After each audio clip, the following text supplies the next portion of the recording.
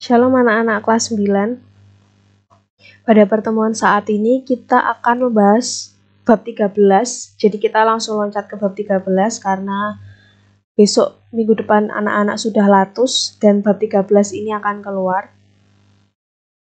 Yang bisa anak-anak baca dari halaman 161 sampai 172, yaitu peranku dalam pengembangan masyarakat, yang terambil dari sumber Matius 25 ayat 31-46 dan Yeremia 29 ayat 7. Setiap orang Kristen termasuk remaja merupakan anggota masyarakat yang saling berhubungan dan saling menolong serta mendukung. Kebebasan dalam rangka menjadi dewasa tidak bisa dipakai semaunya. Hidup bersama orang lain membutuhkan sikap tertentu, terutama kesediaan berperan dalam masyarakat. Jadi seiring berjalannya waktu, setelah anak-anak semakin beranjak dewasa, kenyataan untuk hidup di tengah masyarakat tidak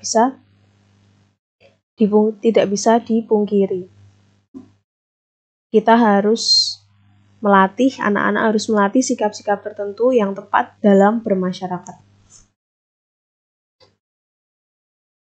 Nah, di tengah masyarakat itu, biasanya pada usia kalian ini terbentuk beberapa jenis kelompok. Yang pertama, kelompok sahabat karib atau peer group, yaitu kelompok remaja dengan ikatan yang kuat. Biasanya terdiri dari 2-3 remaja. Pada umumnya mereka itu bergabung karena memiliki minat dan kemampuan maupun kemauan yang cocok. Kemudian yang kedua yaitu kelompok persahabatan atau klik. Klik biasanya terdiri dari 4-5 remaja. Mereka bergabung karena adanya penyatuan 2 sahabat karib. Jadi dari kelompok sahabat karib tadi masing-masing punya teman, digabungkan jadi kelompok persahabatan atau klik ini tadi. Tingkat interaksi mereka sangat tinggi. Kemudian yang ketiga yaitu kelompok banyak remaja atau crowd. Biasanya bergabung karena takut diabaikan oleh teman-teman kelompok lain. Crowd biasanya terdiri dari banyak remaja, jadi jarak emosi antar mereka agak renggang. Kelompok ini biasanya terdiri dari remaja laki-laki maupun perempuan yang memiliki perbedaan kemampuan maupun minat. Kemudian yang keempat yaitu kelompok yang diorganisasikan. Nah, kelompok ini sengaja dirancang dan diorganisasikan oleh lembaga maupun orang dewasa. Contohnya seperti OSIS, Karang Taruna, atau mungkin ekstrakurikuler seperti itu. Nah, itu adalah kelompok yang diorganisasikan. Kemudian yang terakhir yaitu geng. Nah, geng ini biasanya terbentuk karena adanya pelarian dari 4 jenis kelompok yang sebelumnya. Hal ini terjadi karena ketidakpuasan yang diterima ketika mereka berada di 4 kelompok yang sebelumnya itu tadi. Kelompok ini terbentuk dengan sendirinya. Dan geng ini ada yang agresif atau mengganggu, tapi ada juga yang bersikap tenang. Biasanya geng ini menghabiskan waktu untuk menganggur dan kadang-kadang juga mengganggu sesama yang lain. Jadi ibu berharap kalau anak-anak punya kelompok, itu nggak perlu geng-gengan, nggak perlu membentuk kelompok yang mengganggu remaja lainnya.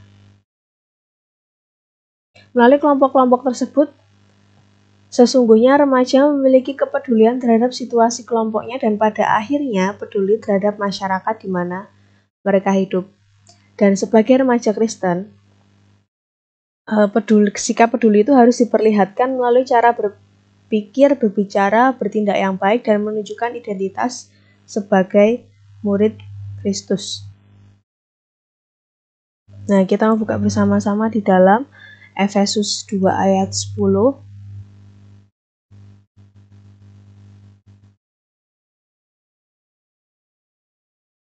Karena kita ini buatan Allah, diciptakan dalam Kristus Yesus untuk melakukan pekerjaan baik yang dipersiapkan Allah sebelumnya, Ia mau supaya kita hidup di dalamnya. Jadi ketika kita hidup di tengah masyarakat itu, cara menunjukkan identitasnya adalah dengan melakukan hal-hal yang baik, melakukan pekerjaan yang baik, karena kita dipersiapkan oleh Yesus untuk melakukan perbuatan yang baik. Kita ini adalah buatan Tuhan, baik secara sendiri-sendiri maupun kelompok. Remaja yang sudah menerima keselamatan dari Kristus wajib aktif menyatakan dan mengerjakan pekerjaan-pekerjaan baik di dalam masyarakat. Dalam usaha berperan serta dalam pengembangan masyarakat, kita harus menganggap orang lain setara. Jadi, anak-anak itu tidak boleh memandang bulu ketika bermasyarakat atau tidak boleh pilih-pilih. Siapapun atau bagaimanapun perannya anak-anak, itu kita harus memandang orang lain itu sederajat sama kita. Karena dengan seperti itu kita bisa menjadi berkat untuk sesama. Ketika kita pilih-pilih, ya kita hanya bisa jadi berkat untuk orang-orang tertentu yang kita pilih itu, tapi kita tidak bisa menjadi berkat untuk sesama yang lainnya. Jadi dalam bermasyarakat, kita harus saling tolong-menolong tanpa pandang bulu. Nah, ini ada beberapa perubahan sosial dan dampaknya bagi masyarakat. Yang pertama, yaitu perubahan pola pikir, di mana di masyarakat sekarang itu lebih inovatif. Karena lebih inovatif maka kehidupan sosialnya menjadi lebih bermartabat. Contohnya dari kebiasaan untuk membuang sampah sembarangan. Jadi sekarang ada yang namanya sampah organik, anorganik, seperti itu. Kemudian dari yang dulu mungkin masyarakat dulu tuh buang air besar di sungai, sekarang masyarakat itu disosialisasi untuk bisa sama-sama melihara lingkungan dengan membuang air besar di tempat yang tepat. Kayak gitu. Kemudian yang kedua yaitu ada perubahan sosial, di mana masyarakat kita yang sekarang itu tidak mudah puas dengan pencapaian. Jadi ingin terus meraih yang lebih dan berprestasi lebih lagi kayak gitu, dan itu adalah hal yang positif. Misalnya banyak pedagang kaki lima yang bekerja dari jam 5 pagi sampai jam 8 malam.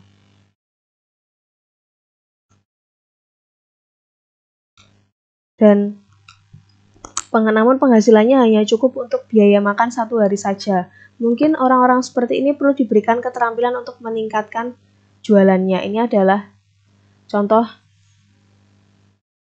orang yang perlu meningkatkan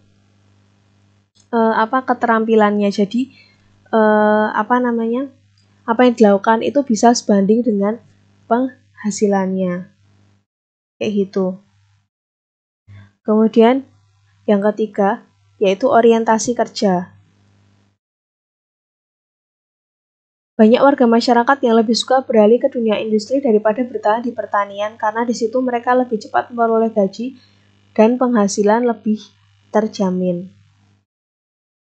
Namun, bila semakin banyak orang meninggalkan dunia pertanian, kemudian siapa yang akan mengurus pertanian kita? Nah, ini ada positif ada negatifnya. Positifnya, karena dunia industri ini cukup maju, maka bisa membawa dampak kenaikan ekonomi seperti itu ya. Tapi negatifnya adalah industri agraris atau pertanian kita peminatnya menjadi menurun. Kemudian yang keempat yaitu perubahan sosial budaya. Gaya hidup kota mulai masuk desa, sehingga beberapa orang desa merasa ketinggalan apabila tidak mengikutinya. Nah, ini adalah salah satu dampak yang negatif, di mana orang-orang desa mulai mengikuti gaya hidup orang kota yang tinggi seperti itu. Nah, jadi anak-anak itu perlu menyaring dalam hal gaya hidup yang masuk dalam masyarakat kayak gitu, yang baik yang mana, yang tidak baik yang mana, yang memiliki dampak positif yang mana, memiliki dampak negatif yang mana, itu anak-anak harus bisa menyaring. Jangan sampai semuanya ditelan mentah-mentah. Nah, ini adalah salah satu dampak negatifnya dari perubahan masyarakat, yaitu perubahan sosial. Materialisme mulai merambah kemana-mana sehingga uang dan materi menjadi ukuran kesuksesan. Karena uang dan materi itu jadi ukuran kesuksesan, maka semakin banyak orang yang menghalalkan segala cara untuk mendapatkan uang dengan mudah dan cepat. Uang banyak dan cepat, entah itu dengan korupsi, entah itu dengan cara-cara yang tidak halal seperti itu demi memenuhi gengsi ini. Masyarakat yang materialistis mulai menghalalkan segala cara. Kemudian apa sih yang harus dilakukan anak-anak remaja di tengah perubahan sosial? Kita harus memiliki kepekaan dan kepedulian pada orang lain.